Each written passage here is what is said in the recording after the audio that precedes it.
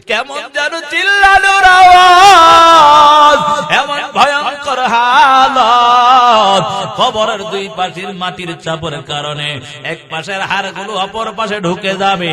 ওই সাপ 70 থেকে 99টা সাপ ধ্বংসন করবে। একবার ধ্বংসন করবে 70 গজ নিচে চলে যাইবা, আবার ধ্বংসন করবে, উপরে উঠায় নিবে। হাদিসের মধ্যে আসছে ওই সাপ যদি দুনিয়ার জমিনে একটা আবার শ্বাস পালাইতো, তাহলে কখনো দুনিয়ার জমিনে কিয়ামত পর্যন্ত গাছপালা তরুলতা জন্মাইতো না। এর যুবক সন্তান, আজকে তাকাইয়া দেখো, চৈত্র মাসে চন্দ্র সূর্যের তাপ আমাদের সহ্য হয় না। ওই হাসরের ময়দানে আমার আল্লাহ এক হাত বাঁধা তোপরে নিয়ে আসবে সূর্য, সূর্যের 12টা মুখ দ্বারা তাপ দেওয়া আরম্ভ করে দিবি। সূর্যের তাপে জমিটা তামা তামা হয়ে যাবে। গুনাহগার বেঈমান নাফরমানের মাথার মগজগুলো টাস টাস টাস টাস করে বেঁচে যাবে।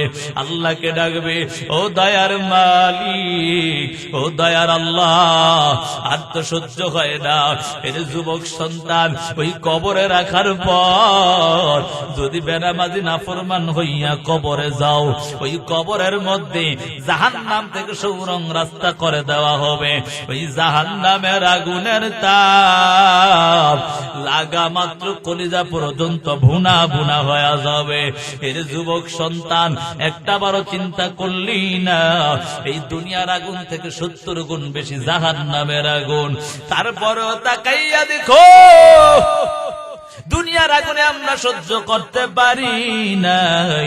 ওই যে কয়েক মাস আগে ঢাকার উত্তরাতে মাইলস্টোর স্কুলের মধ্যে আগুন লাগিয়া এত সন্তান জলে পুরে সরকার হয়ে গেল। মা সন্তানকে বের করতে গিয়া মাও চলে গেল, পুড়ে গেল। এর যুবক সন্তান, অনেক শিক্ষক শিক্ষিকা দুনিয়া থেকে বিদায় নিয়ে চলে গেছে। কেন বলে আগুনের মধ্যে পড়িয়া এমন অবস্থা হয়ে গেছে রে বাবা।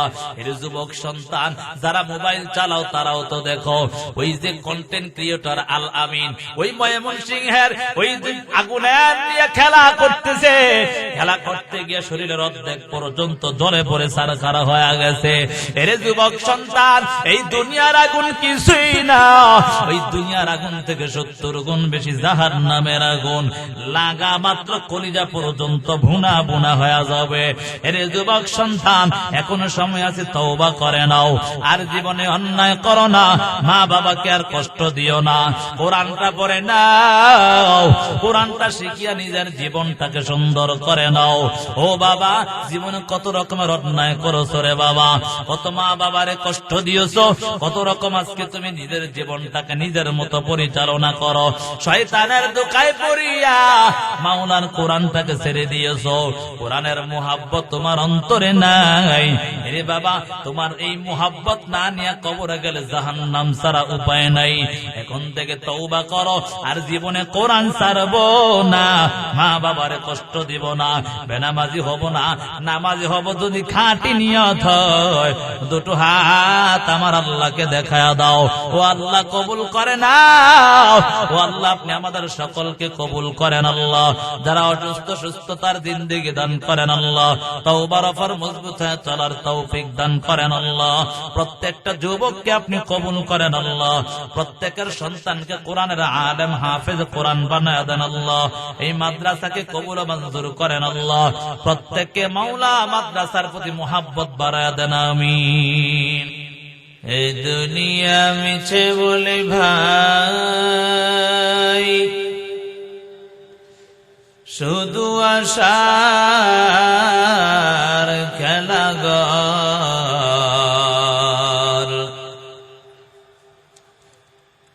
চোখ বুঝিলে দেখে বীর মন, কে আপন আর কে বাপর, কোথা থেকে আগমন, কোথা যেতে হবে রে,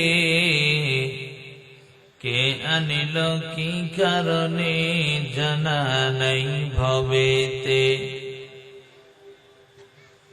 দীপ্ত কণ্ঠে হাফেজ কহে, উল্তাজা কি রে কখনো একরাতর কি দুরাতর হায় ভুল বুঝিস নে তোর জীবন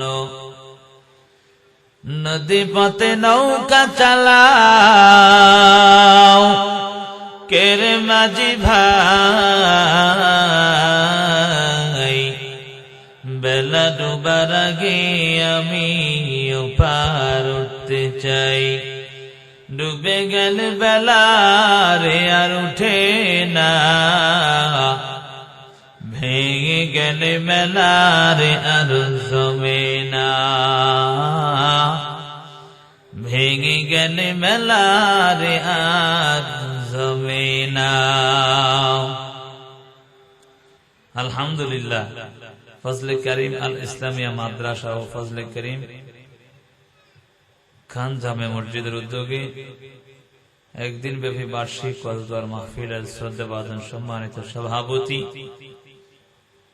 প্রধান অতিথি, বিশেষ অতিথিবৃন্দ, মুআজ্জাজ মুকাররম জাতির মাতার মুকুট, জাতির কর্ণধার, ওয়ারাসাতুল আম্বিয়া হযরত উলামায়ে কেরাম, আল্লাহ প্রিয় দিন প্রিয় ইসলাম প্রিয় দিনদার মুসলমান ভাইয়েরা, পর্দার আড়ালে অবস্থানরত শ্রদ্ধেয় সম্মানিত মা বোনেরা, সৃষ্টির মহান স্রষ্টা দয়াময় রব্বি করিমের দরবারে অসংখ্য অগণিত শুকর যে রব্বুল আলামিন বড় ভালোবেসে মহব্বত করে দয়া করে এই বেহেশতের বাগানে আসার বসার তৌফিক দিয়েছে। মুসলমান হিসাবে ঈমানের আওয়াজ উঁচু করে বলিষ্ঠ কণ্ঠে সেই রবের দেয়া নিয়ামতের শুকর আদায় করে পড়ি আলহামদুলিল্লাহ। সর্বোপরি দুরূদ ও সালাম বিশ্ব মানবতার মুক্তির দিশারি সৈয়দুল মুরসালিন জনাব মুহাম্মদুর রাসূলুল্লাহ সাল্লাল্লাহু আলাইহি ওয়া আলিহি ওয়া সাল্লাম। আমি যে সূরাটা তেলাওয়াত করেছি সকলের একটি প্রসিদ্ধ সূরা, কথা বলেন ঠিক না বেঠিক? যারা জীবনে কোরআন পড়তে পারে না তারাও এই সূরার প্রথম অংশ জানে, বুঝেন না? আমরা ছোটবেলা যখন মক্তবে পড়ছি ফোরকানিয়া পড়ছি, কি বাবা যারা মুরব্বী তারা ফোরকানিয়া বলে, ঠিক না? আগে ফোরকানিয়া যখন পড়তাম তখন আমাদের বাপ চাচারা দাদারা জিজ্ঞাসা করতে, নাতি, এই চাচা, এই বাবা তুমি কি পড়ো? তখন আমরা বলতাম আলিফ লাম মিম পড়ি, ঠিক না? তাহলে মোটামুটি সকলের প্রসিদ্ধ, ঠিক নি? এই সূরার মধ্যে এই আয়াতগুলোর মধ্যে আল্লাহ তাআলা কি বলছেন, কি বুঝাতে চাচ্ছেন, এই বিষয় নিয়ে আমি আপনাদের কাছে কিছু কথা বলবো ইনশাআল্লাহ। আল্লাহ তাআলা বলেন আলিফ লাম মিম, এগুলা হলো হুরুফে মুকাত্তাআত। এগুলার তরজমা আমি না, আমার বাপ দাদা 14 গোষ্ঠী কেউ জানে না। কোরআন নাজিল হয়েছে কার উপর? নবীর উপর। কার উপর? এ বাবা কথা বলবেন, কোরআন নাজিল হয়েছে কার উপর? সেই নবী ওই কোরআন এই আলিফ লাম মিম হুরুফে মুকাত্তাআতের ব্যাপারে জানে না। এখন প্রশ্ন, যার উপর কোরআন নাজিল হয়েছে সেই জানেন, এটা কেমনে কি? কথা বলেন ঠিক না? মুফাসসিরিনে কেরাম বহু ব্যাখ্যা করেছে, তার মধ্যে দুই একটা জবাব আমি যদি আল্লাহ যদি তৌফিক দেন ইনশাআল্লাহ দেওয়ার চেষ্টা করব। রব্বি করিম আল্লাহ তাআলা আলিফ লাম মিম এরকম ভাবে হুরুফে মুকাত্তাআত ইয়াসিন তাহা কফ তাহা নুন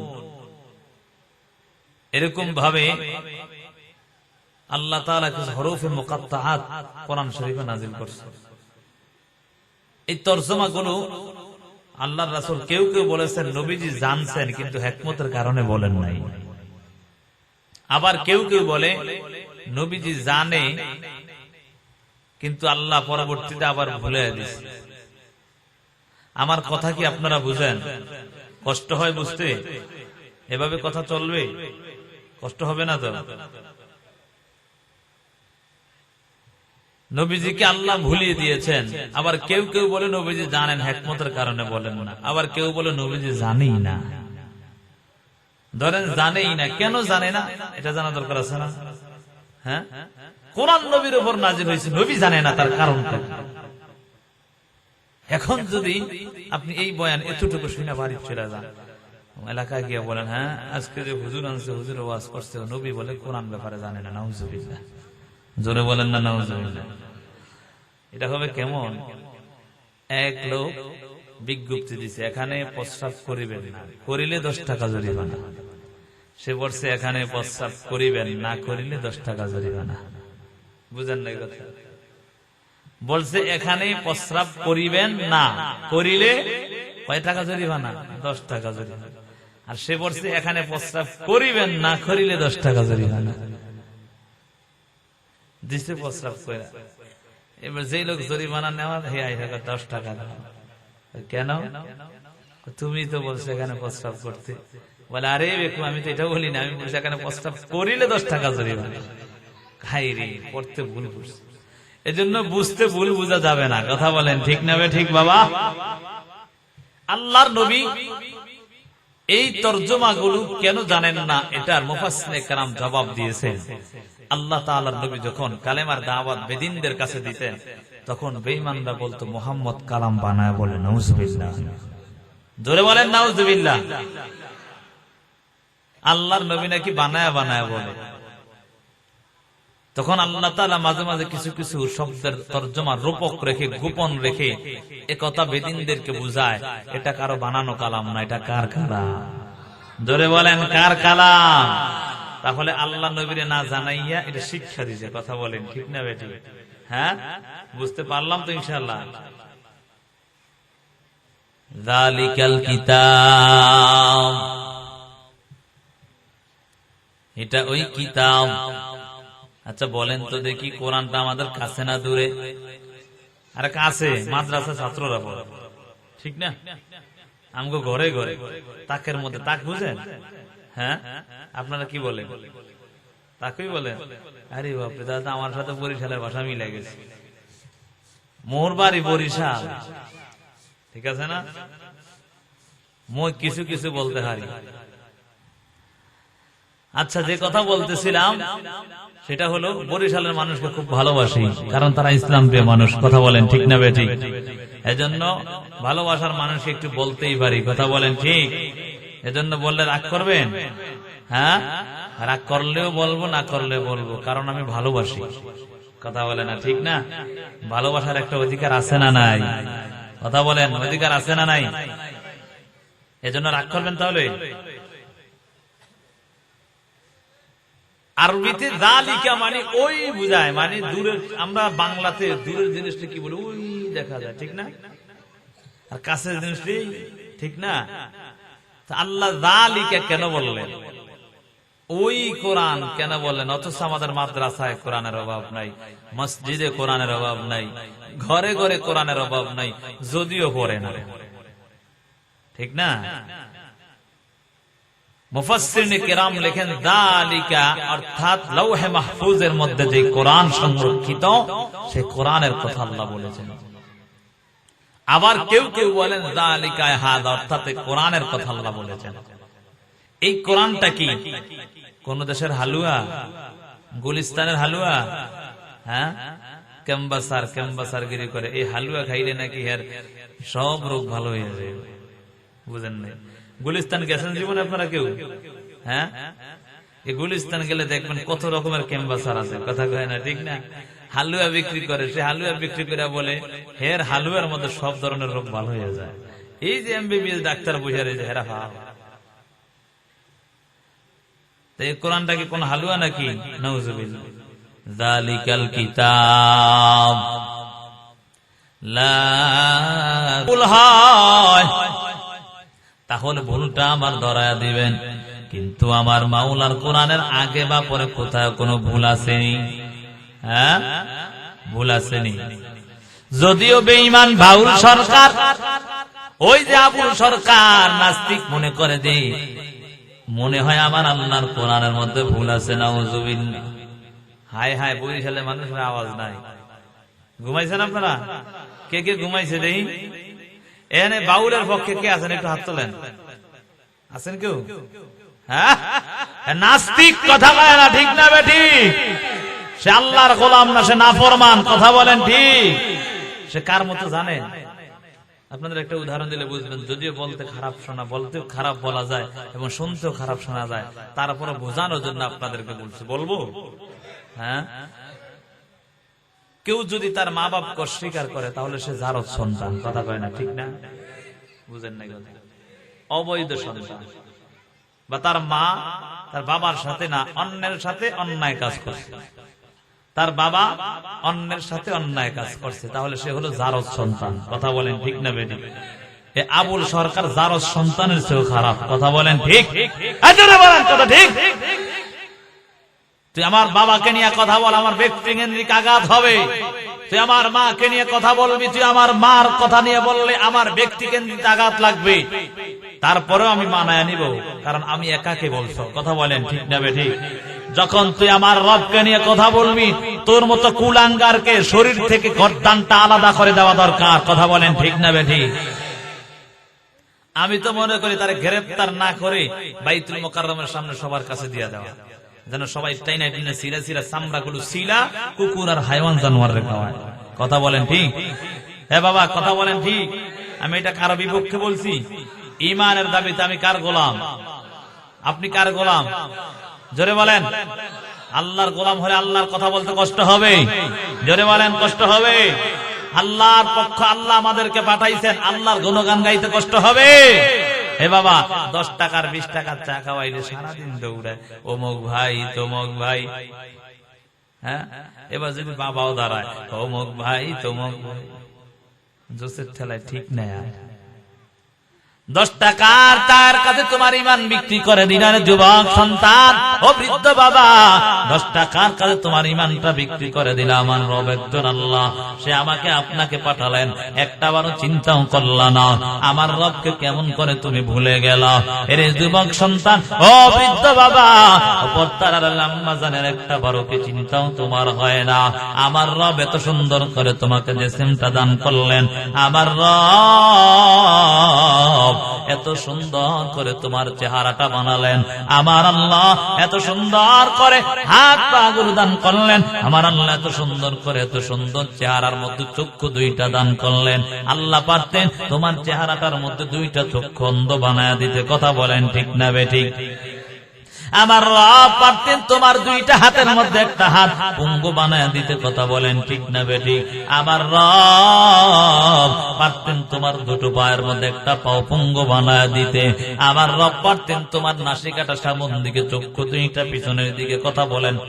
হ্যাঁ, আমার রব সবকিছু পারতেন, সবকিছু আমার রবের জন্য সম্ভব রে বাবা। একটাবারও চিন্তাও করো নাই আমার আল্লাহ তোমার 2টো হাত ভালো রাখলো, তোমার 2টো পা আগের মতো সুন্দর করে রাখলো, তোমার 2টো চক্ষু সুন্দর মতো আমার আল্লাহ দান করলেন, তোমার চেহারাটা এত সুন্দর করে বানাইয়া। যুবক সন্তান, তারপর আমার রবকে কেমন করে ভুলে গেলি? আমার রবের গুণগান কেমন করে গাও না রে যুবক সন্তান? একটাবারও কি তোমার আমার রবের কথা স্মরণ হয় না? দুনিয়ার জমিনে মালিকের কাজ করলে মালিক তার বেতন দেয়, কথা বলেন ঠিক না বেটি? হ্যাঁ, মালিকের কাজ না করলে মালিক বেতন দিবে? মালিকের কাজ করে না গিয়া বলে বেতন দাও, বেতন দিবে না ফিডা দিবে? হ্যাঁ, কাজ করে না বেতন চায়, এত বড় জমিদার, চিন্তা করছে? হ্যাঁ, বলা যায় না, ক্ষমতা দেখাইয়া করতে পারে, কথা কয় না ঠিক নেই? হ্যাঁ, আরে আল্লাহ, এরে যুবক সন্তান, ও বৃদ্ধ বাবা, ও পর্দার আম্মা জানেরা, যে কথা বলতেছিলাম, মালিকের কাজ যদি তুমি না করো তাহলে মালিক তোমাকে বেতন দেয় না। একটাবারও কি সেই চিন্তা তোমার মধ্যে হয় না? আমার রব আল্লাহ তোমাকে এত সুন্দর করে বানালেন, তারপরে আমার রবকে কেমন করে ভুলে গেলি রে যুবক সন্তান? এই জন্য বাবা, এখনো সময় আছে, আমার রবের সাথে তোমার সম্পর্কটা লাগায়া দাও। আমার আল্লাহ তাআলা এই কথাই কোরআনের মধ্যে বলেন, যালিকাল কিতাব, এটা ওই কিতাব, লা রাইবা ফি, এটার মধ্যে কোনো সন্দেহ নাই, সন্দেহের কোনো অবকাশও আছে? আপনাকে মনে ধারণা আছে নি? মনে হয় আছে, এমন ধারণা আছে? ঈমান থাকবে? ইমান থাকবে না রে বাবা। যদি এমন কোন ধারণা হয়, মনে হয় ভুল আছে, ইমান থাকবে? ইমানই থাকবে না। কথা বলেন ঠিক না বেঠিক? ওই আবুল সরকারের মতো শয়তানের মতো হয়ে যাওয়া লাগবে, ঠিক নি? আল্লাহ হেফাজত করুক, সকলে বলে আমিন। এই নাস্তিকদেরকে তাদের গোষ্ঠী যেখানে দেখবেন হেনে একবার হতে হতে পারেন। পারবেন তো ইনশাআল্লাহ? পারবেন? আপনাদের এই জীবের মধ্যে অর্থাৎ নদীর এই পার, এগুলো যেন নাই আসতে পারে। পারবেন ইনশাআল্লাহ? এগুলো অমানুষ, এগুলো মানুষ না। এগুলো কি কথা কয়? এটা আমার কথা না তো, আল্লাহর কোরআনের কথা। উলাইকা কাল আনআম বাল হুম আদল। এরা চতুষ্পদ জন্তুর চেয়েও নিকৃষ্ট। কথা বলেন ঠিক না বেঠিক? চিন্তা করা, মারে হতের ওয়াজ করে, হ্যাঁ মারে হতের ওয়াজ করে। আল্লাহ হেদায়েত দান করুন, সকলে বলে আমিন। সূরা বাকারা ছোট না বড়? কত বড় জানো নি? 2.5 পৃষ্ঠার উপরে। কথা কয় না ঠিক নেবে? 2.5 পারার উপরে, 2.5 পারার উপরে সূরাতুল বাকারা। সূরা বাকারা তেলাওয়াত শেষ, রুকু দিবে ভাব, বলে মনে হয় মনে আরো শান্তি লাগে, আরেকটু বললে আরেকটু ভালো লাগবে। সুবহানাল্লাহ। আল্লাহর বান্দা এবার সূরা আলে ইমরান তেলাওয়াত করে। তেলাওয়াত করতে করতে রুকু দিবে, মনে হয় যেন রুকু দিতে চায় না, আর একটু তেলাওয়াত করলে আর একটু মজা লাগবে। আমার আল্লাহর খাঁটি আশিকা বান্দি সূরা আলে ইমরান এক পর্যায়ে তেলাওয়াত শেষ হয়ে গেছে। সুবহানাল্লাহ। এমন কিতাবের মধ্যে লেখা হয়, তেলাওয়াত করতে করতে এক পর্যায়ে প্রায় কোরআন শেষের দিকে চলে যায়। সুবহানাল্লাহ। কে যেন আওয়াজ দেয়, এরে আল্লাহর গোলাম, আল্লাহর বান্দি, তাড়াতাড়ি নামাজ শেষ করো, ফজরের সময় হয়ে যায়। এবার আল্লাহর বান্দি নামাজের সালাম ফিরাইয়া মাওলার কাছে দুটো হাত উঠাইয়া বলে, ও দয়ার মালিক, ও দয়ার আল্লাহ, আপনি এত ছোট রাত্র দিলেন, যেই রাত্রটা আপনাকে ডাকিয়া মজাও পাইলাম না। সুবহানাল্লাহ। একটা বারো চিন্তা করো নাই আজকে আমার মা বোনরা নামাজ পড়ে নাই, আজকে আমার মা বোনেরা মাওলার কোরআন তেলাওয়াত করে নাই, অথচ তাকাইয়া দেখো আগের জামানায় তারা কেমন আবার মাওলার খাঁটি আশিক ছিল। এজন্যই তো বলে অতীব গভীর হয় রজনী যখন নীরবে প্রভুর নাম জপিয়া তখন, প্রভুর করুণা যদি পাইবার চাও, প্রভুর করুণা যদি পাইবার চাও, গভীর রাতে উঠে প্রভুর গুণগান গাও, গভীর রাতে উঠে প্রভুর গুণগান গাও।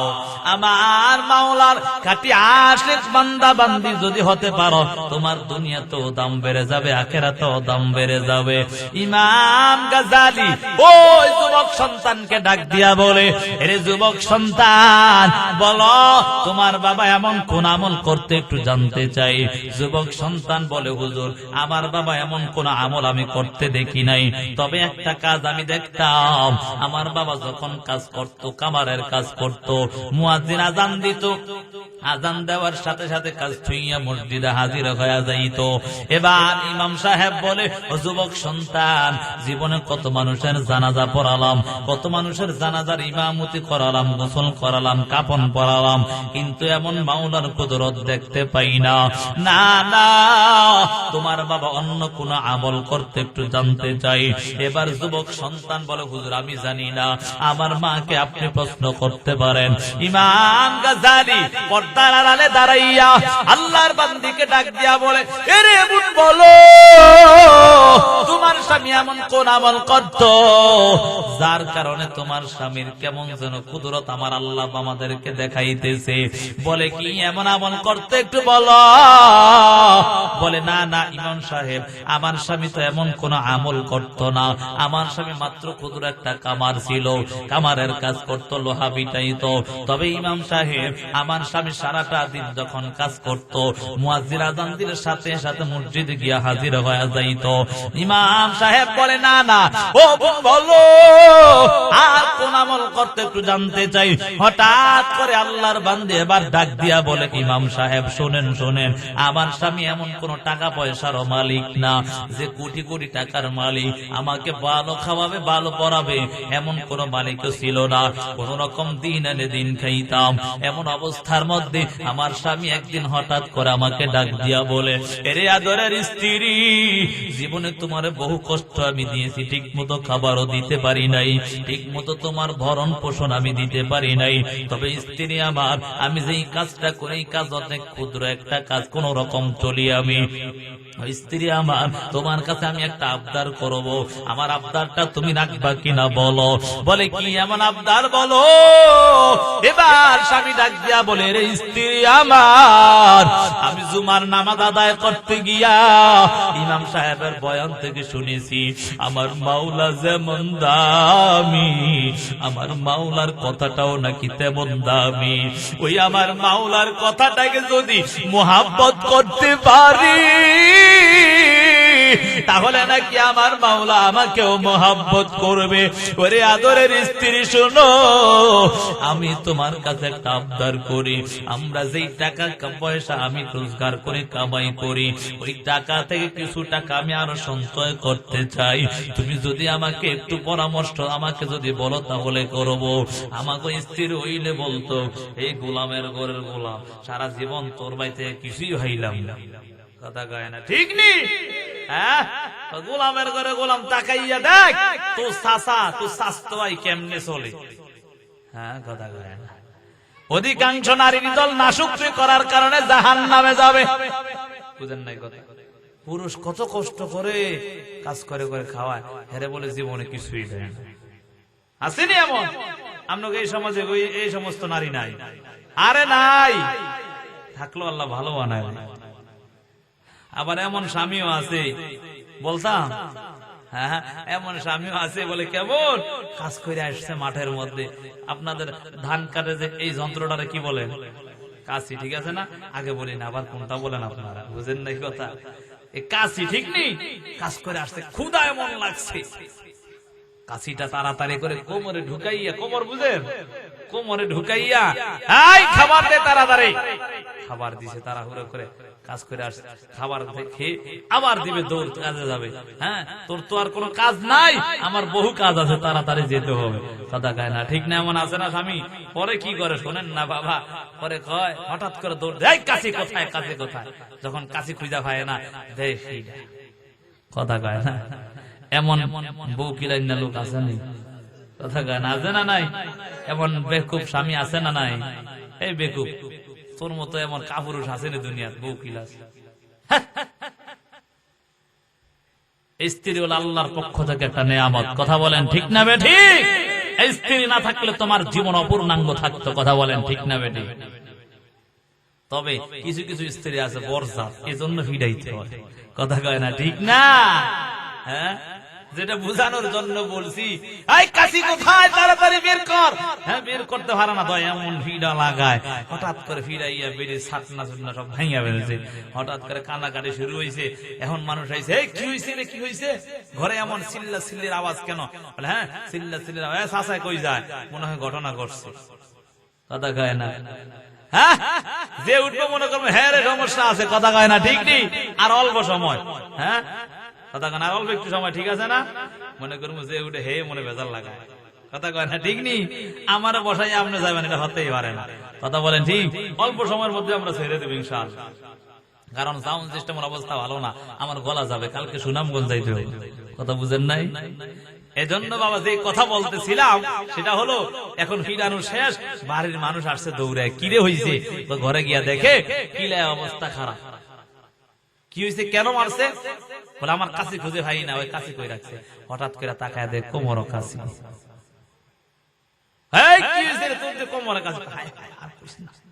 এমন স্বামী আছে না নাই? কথা কয় না, আছে না নাই? আল্লাহ হেদায়েত দান করেন, সকলে বলে আমিন।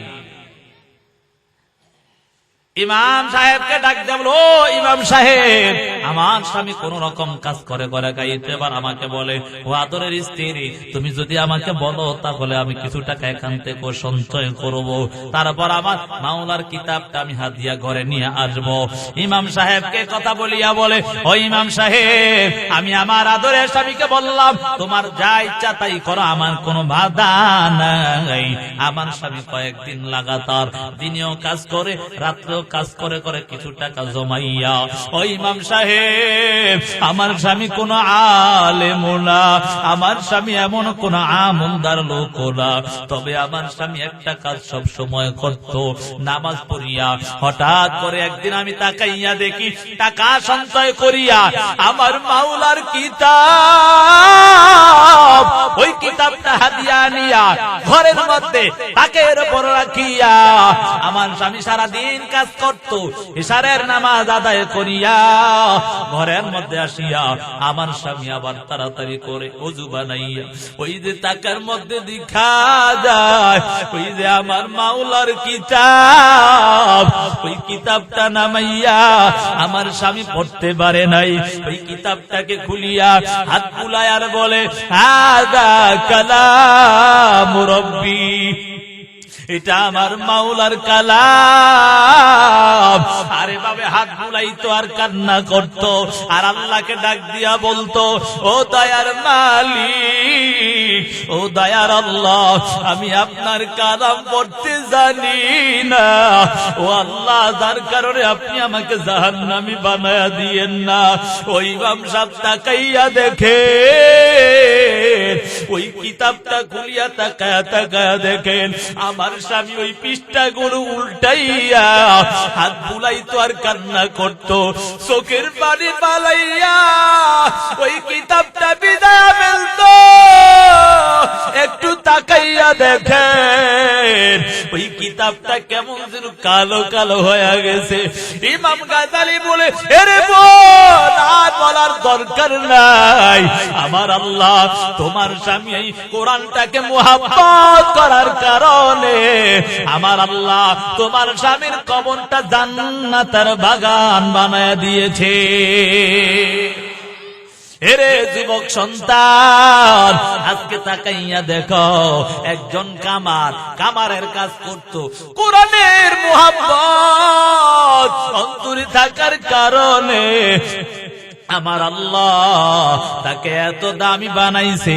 ও যুবক সন্তান, ও বৃদ্ধ বাবা, পর্দার আম্মা জানেরা, কোরআনের মুহাব্বত অন্তরে ঢুকাও, আর জীবনে অন্যায় করো না, জাহান্নামের আযাব সহ্য করতে পারবা না। এই কোরআনটাকে সারিয়া নিজের জীবনটাকে কোন পথে পরিচালনা করেছো, জাহান্নামের আযাব সহ্য করতে পারবি না রে যুবক সন্তান। কত রকমের অন্যায় করেছো, আজকে কোরআনের পথ বাদ দিয়াছো, মায়ার নবীর আদর্শটা বাদ দিয়া আজকে নেইমার আর মেসির ভালোবাসা অন্তরে নিয়েছো, বেদিন বেঈমানের ভালোবাসা নিয়া নিজের জীবনটাকে পরিচালনা করেছো। ও যুবক সন্তান, তুমি জানো এই বেদিন বেঈমানরা তোমাকে জান্নাতে নিবে না, তারা জাহান্নামে যাবে, তোমাকেও জাহান্নামে নিয়ে যাবে। এরে যুবক সন্তান, আমার মায়ার নবী তোমার জন্য আমার জন্য কত কষ্ট করেছে জানো?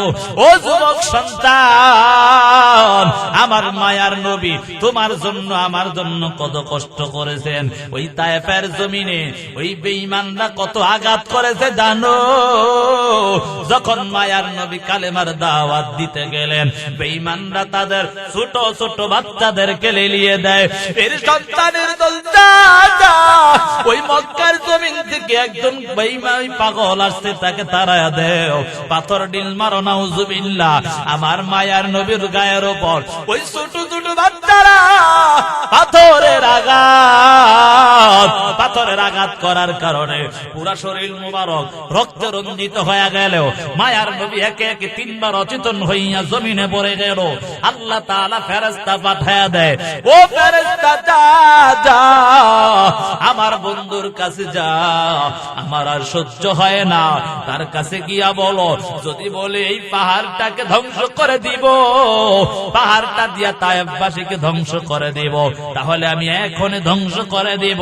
ফেরেশতা আসিয়া বলে, ও নবী আমার, আল্লাহ পাঠাইছে, যদি আপনি বলেন আমরা আল্লাহর আদেশ পাইয়া পাহাড় চাপা দিয়া তায়েববাসীকে ধ্বংস করে দিব, আপনার উপরে আল্লাহ তাআলা এমন বর্বর নির্যাতন সহ্য করতে পারে নাই। আল্লাহর নবী বলেন, ও ফেরেশতা, না না, কেন তোমরা তাদেরকে ধ্বংস করবা? ধ্বংস করার তো কোনো দরকার নাই, আমি নবীকে তারা চিনে নাই, যার কারণে তারা আমার উপর আঘাত করে। ও ফেরেশতাদের দল, না না না, তোমরা তাদের উপর আঘাত করো না, যখন তারা আমাকে চিনবে তখন ঈমান নিয়ে আসবে। এর যুবক সন্তান, আমার মায়ার নবী ওই মক্কার জমিন জন্মভূমি ছেড়ে মদিনায় চলে গেছেন। এর যুবক সন্তান, কত রকমের কষ্টই না নবী স্বীকার করলেন। আজকে তুমি নবীকে ভুলে গেলা, আমার মাওলার কোরআনের পথটা ছেড়ে দিলা। এর যুবক সন্তান, এখনো সময় আছে, কোরআনের পথটা নিয়ে নেও। জাহান্নামের আযাব সহ্য করতে পারবা না, বেনামাজি নাফরমান হইয়া যদি অন্ধকার কবরে যাও, ওই কবরটা কত ভয়ঙ্কর হালাত হয়ে যাবে।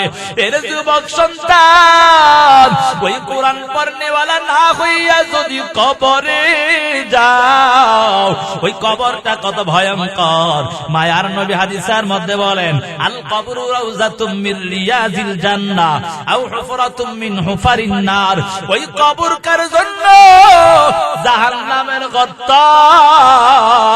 কার জন্য হবে? জান্নাতের বাগান। যদি বেঈমান নাফরমান বেনামাজি হইয়া, নাফরমান হইয়া, অশুদ্ধ কোরআন নিয়া ওই কবরে যায়, ওই কবরে রাখার পর মুনকার নাকির প্রশ্ন করবে, রবের পরিচয় দাও, ধর্মের পরিচয় দাও, নবীর পরিচয় দাও।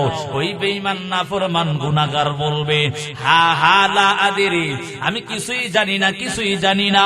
আল্লাহর ফেরেশতারা বলবে, এরে মিথ্যাবাদী, জাহান্নামের পোশাক পরায়া দাও, তার সাথে আমাদের আর ব্যবহার ভালো হবে না, তার সাথে আমাদের আচরণ ভালো হবে না। এই মিথ্যাবাদীকে জাহান্নামের পোশাক পরায়া দাও, জাহান্নামের বিছানা বিছায়া দাও। কবরের দুই পাশের মাটির চাপ, এক পাশের হাড়গুলো অপর পাশে ঢুকে যাবে। কেমন যেন চিল্লানোর আওয়াজ, এমন ভয়ঙ্কর হালত। কবরের দুই পাশের মাটির চাপের কারণে এক পাশের হাড়গুলো অপর পাশে ঢুকে যাবে। ওই সাপ 70 থেকে 99টা সাপ ধ্বংসন করবে। একবার ধ্বংসন করবে, 70 গজ নিচে চলে যাইবা, আবার ধ্বংসন করবে, উপরে উঠায় নিবে। হাদিসের মধ্যে আসছে, ওই সাপ যদি দুনিয়ার জমিনে একটা বার শ্বাস ফালাইতো, তাহলে কখনো দুনিয়ার জমিনে কিয়ামত পর্যন্ত গাছপালা তরুলতা জন্মাইতো না। এর যুবক সন্তান, আজকে তাকাইয়া দেখো, চৈত্র মাসে চন্দ্রের সূর্যের তাপ আমাদের সহ্য হয় না। ওই হাসরের ময়দানে আমার আল্লাহ এক হাত পাতা তোপরে নিয়ে আসবে সূর্য, সূর্যের 12টা মুখ দ্বারা তাপ দেওয়া আরম্ভ করে দিবি। সূর্যের তাপে জমিটা তামা তামা হয়ে যাবে। গুনাহগার বেঈমান নাফরমানের মাথার মগজগুলো টাস টাস টাস টাস করে বেঁচে যাবে। আল্লাহকে ডাকবে, ও দয়ার মালিক, ও দয়ার আল্লাহ, আর তো সহ্য হয় না। এর যুবক সন্তান, ওই কবরে রাখার পর যদি বেনামাজি নাফরমান হইয়া কবরে যাও, ওই কবরের মধ্যে জাহান্নাম থেকে সুরং রাস্তা করে দেওয়া হবে। ওই জাহান্নামের আগুনের তাপ লাগা মাত্র কলিজা পর্যন্ত ভুনা ভুনা হয়ে যাবে। এর যুবক সন্তান, একটা বারো চিন্তা করলি না, এই দুনিয়ার আগুন থেকে 70 গুণ বেশি জাহান্নামের আগুন। তারপরেও তাকাইয়া দেখো, দুনিয়ার আগুনে আমরা সহ্য করতে পারি নাই। ওই যে কয়েক মাস আগে ঢাকার উত্তরাতে মাইলস্টোর স্কুলের মধ্যে আগুন লাগিয়া এত সন্তান জলে পুরে সরকার হয়ে গেল। মা সন্তানকে বের করতে গিয়া মাও চলে গেল, পুড়ে গেল। এর যুবক সন্তান, অনেক শিক্ষক শিক্ষিকা দুনিয়া থেকে বিদায় নিয়ে চলে গেছে। কেন? বলে আগুনের মধ্যে পড়িয়া এমন অবস্থা হয়ে গেছে রে বাবা।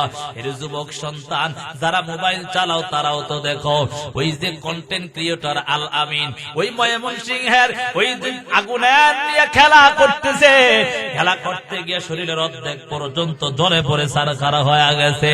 এর যুবক সন্তান, এই দুনিয়ার আগুন কিছুই না, ওই দুনিয়ার আগুন থেকে 70 গুণ বেশি জাহান্নামের আগুন, লাগা মাত্র কলিজা পর্যন্ত ভুনা ভুনা হয়ে যাবে।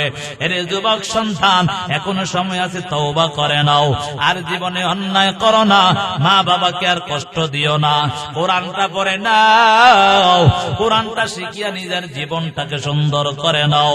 ও বাবা, জীবনে কত রকমের অন্যায় করছো রে বাবা, কত মা বাবারে কষ্ট দিয়েছো, কত রকম আজকে তুমি নিজের জীবনটাকে নিজের মতো পরিচালনা করো, শয়তানের দোকায় পড়িয়া মাওলার কোরআনটাকে ছেড়ে দিয়েছো।